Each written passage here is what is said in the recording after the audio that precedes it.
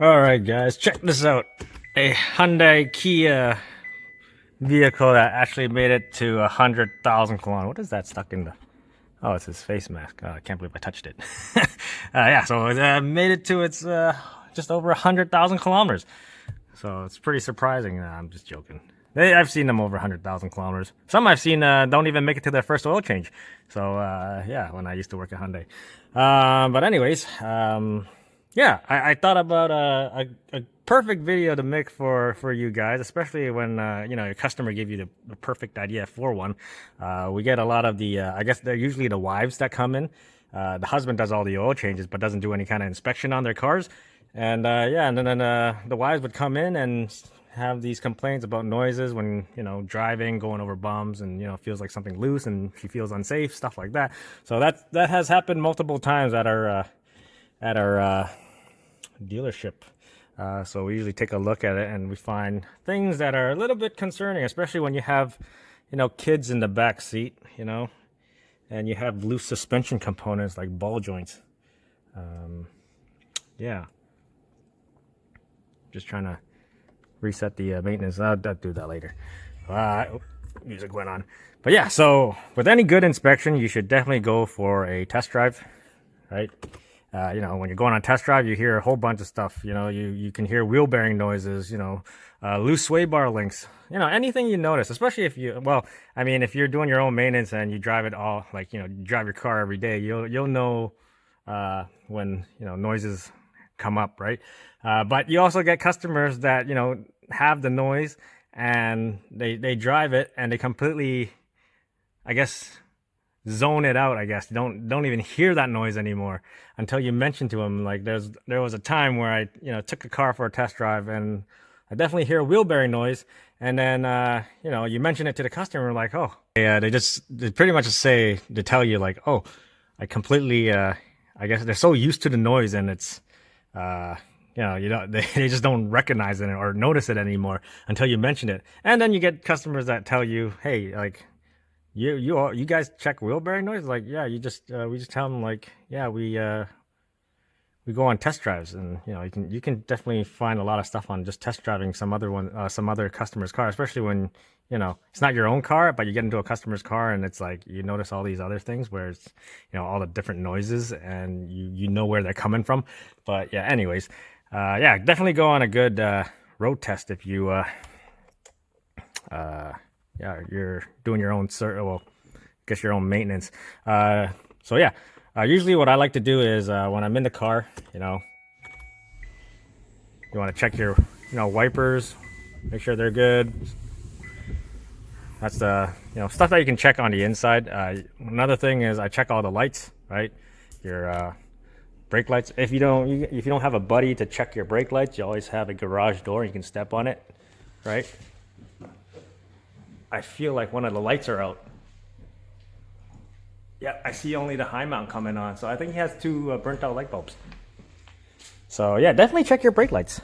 I see a lot of people on the road with no brake lights. So let me see if I can get a better view of those brake lights because tail lights are on. Yeah, I think the high mount is working. So yeah, gotta change those brake lights. So yeah, definitely, if you're doing your maintenance at home, check your lights. All right, so that's everything what I usually check, lights. But now let's go underneath the hood and I'll show you what kind of stuff I look for underneath the hood. Okay, so we're underneath the hood. This is the original engine, surprisingly, made it to 100,000 kilometers. But yeah, they do make it over 100,000 kilometers, but they also don't make it over the first oil change. But yeah, anyways, so the fluids I usually check is, you know, your coolant, right? It's on a low mark. Maybe you want to top it up. Right now the engine's hot because, you know, drove it. So when it cools down, that probably goes below the low mark. You also want to top up your washer fluid and topping up the windshield washer fluid. It's nice and pink.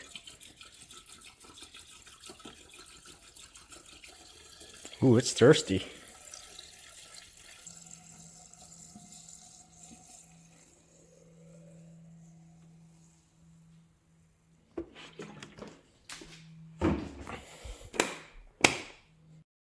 And there's also one thing I like to do before I drain the oil is check your oil level. If you check your oil level before you drain it, oh, that is black. Let me wipe this on the towel. That's pretty black. Well, these engines always make your oil really black, even regardless if you change them early or not. They're always black. But yeah, I always check the oil level before I drain the oil, just to know if maybe if you're low on oil, it might indicate that you're either burning it, or if there's a leak, then you can always be leaking oil too, right? So I always check the oil before I drain the oil, just to see where it's at. And of course, it's on the low mark, you can see, right? So it is burning a bit of oil. Like, I think I remember when I did a spark plug, I also noticed that the spark plugs, you can tell that it was burning some oil. And as you can see, he didn't even make it to a 6,000 kilometer oil change interval for us here anyway. 6,000. I think he's still got like 1,000 kilometers to go. But yeah, he's at least a quart low after 5,000. So it is definitely starting to burn oil. And that's when like I said, this one made it to 100,000 kilometers. And usually they burn enough oil, you run out of oil, and then you start getting rod knock, and yeah, that's how these die. But there's also other issues such as pre-ignition and detonation on these engines too, where they melt spark plugs and burn valves, and you lose compression. So yeah, I always check the oil level before I drain it, right? If you have a battery tester, test your battery, see if it's okay. This one's a pretty new battery. I put this in actually. Also check your engine air filter. I think I changed his engine air filter not too long ago, so it's not that dirty, so that's good. But I think if I remember, his brakes were kind of low. Damn clip. Anyways, I'll put that back later. Yeah, check your brake fluid, right? If it's somewhere in a halfway mark, it might indicate that your brake is low. Might not be 50% in the front, 50% in the rear. It might be completely worn out on the back, and like brand new brakes on the front. It could be that. It's not an indication of 50% of brakes. It just might indicate that you're low, or your brakes are low or worn out somewhere. So definitely make sure you check your brakes if you're doing your own maintenance. Yeah, other than that, there's also the cabin filter. I always check the cabin filter because a lot of times nobody knows there's an actual cabin filter for your car inside, but I'm pretty sure I changed it with the engine air filter last time, so it's not too bad. This one's just in here. Just pop it out. A lot of times they're pretty easy. Oop, fingers in front of the camera. And put you down. And there's a little cover in there, and that's where your cabin filter is. So I'm not going to pull that out because I know I changed it. Alright, so yeah.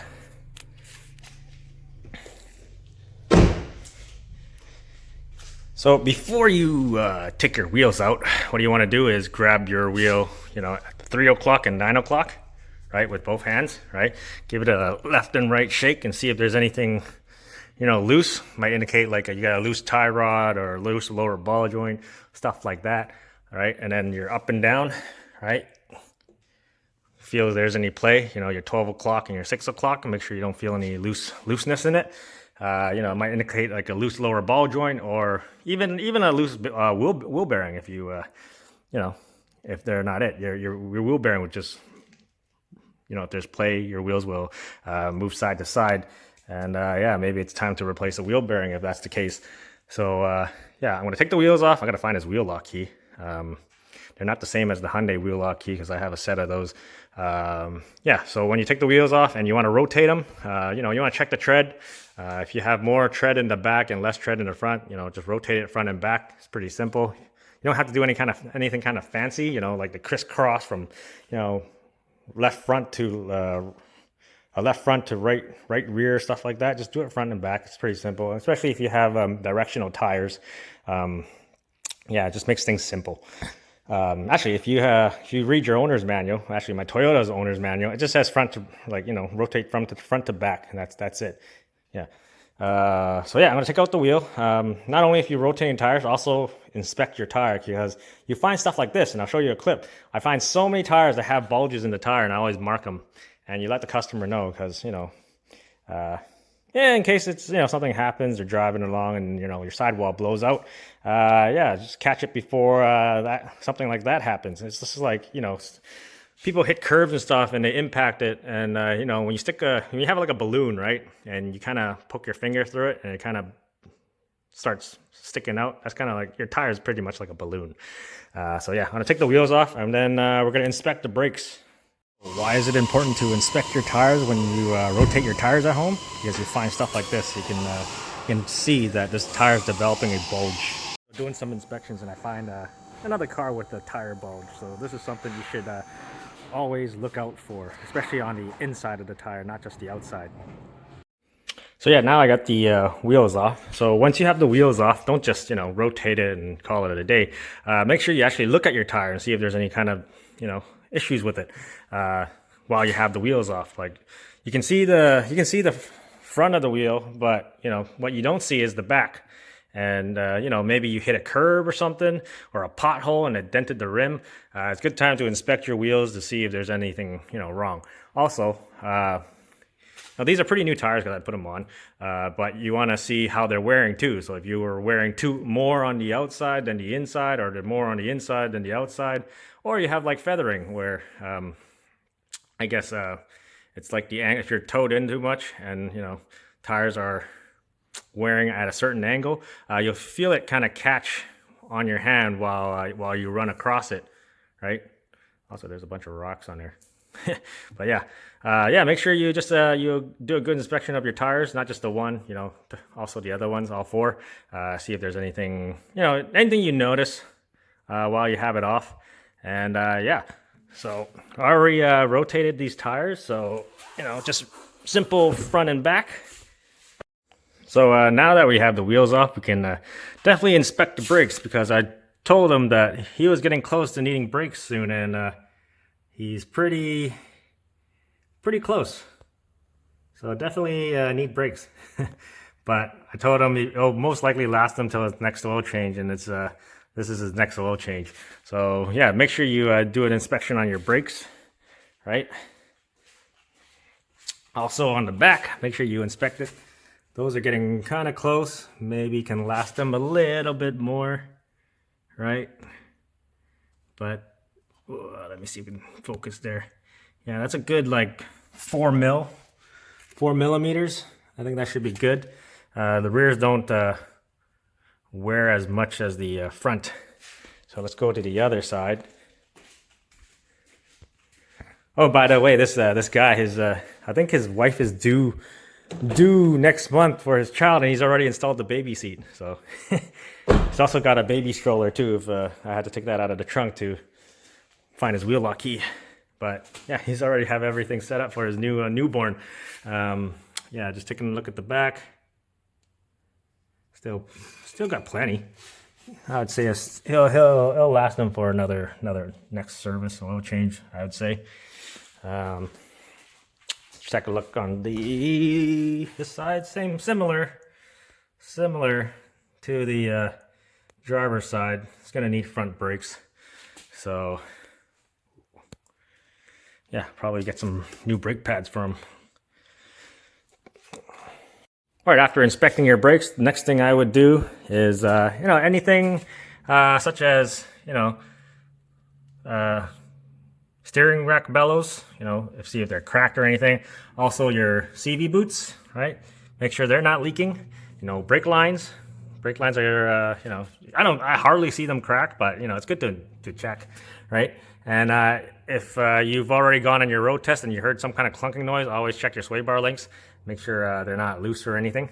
And yeah, also check your struts. See if they're leaking. Usually, if they are leaking, you'll see some wetness here.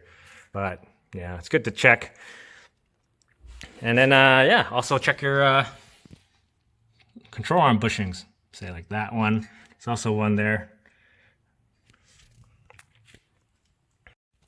All right, so and if you're underneath the car, you can always inspect for leaks. And also you find stuff like this. Maybe you hit something and, you know, it broke off. I think that's supposed to go that way and attach to it. Yeah, maybe hit a curb or something. So yeah, make sure you do an inspection. It's also missing a cover. I think I remember it's always been missing. Probably fell off or something. You hit something. Yeah. So, you know, inspect for leaks on these Hyundai Kias. What I've done a lot are oil pan gaskets, or, you know, they're silicone. Timing cover always leaks. Valve cover always leaks. Hardly ever seen rear main seals leak though, but yeah, just have a look underneath and see if you notice anything wet. Right, everything seems pretty dry. Yeah, even the oil pan is dry, but they usually like to leak at the oil pan. You know how much warranty pays for resealing oil pans under warranty? They're only paying 0.8. So yeah, a lot of times they like to oh yeah, they like to leak there. You can see a little bit, so it's always at that corner. The reason for that is I don't think they put enough silicone between the cylinder head and the block, and when they reseal it, that's where they always leak. And then also on this corner too of the timing cover, which I think it's a little bit wet right there on that bolt. They always leak out of that bolt, and you can see it's kind of wet. Ooh. Yeah, on that bolt, and they usually run down and then leaks onto the water pump. So yeah, those are the two usual spots where these engines leak. Yeah, I've done plenty of timing covers on the 4-cylinders and on the V6s. You get really good once you do enough of them. Let's just say that. But yeah, I'm gonna go ahead and change the oil now. Yeah, I just wanted to show you guys how you know, you don't necessarily need a hoist to, you know, do an inspection. I like doing it at home just to show you that I can do it at home just on jack stands. But you got to be safe on how you lift the car. Don't be like Homer Simpson and you know, lift the entire car with a laundry basket, you know, stuff like that. Just, you know, common sense, right? So yeah, anyways, gonna finish doing the oil change. Gonna let him know he needs brakes. Also, hopefully I have some extra light bulbs I can throw in the back for his brake lights, because those are out. I think the only high mount is working. So yeah, I hope this video is informative, especially if you guys are DIYers and doing your maintenance at home. Make sure to do inspections, right? You know, if you don't want somebody to inspect it for you, you can always do it yourself and, you know, catch things before, you know, it becomes worse. Let's just say that. So anyways, I thank you guys for watching, and I'll see you next time. Also, be sure to check your tire pressures if you're doing this at home.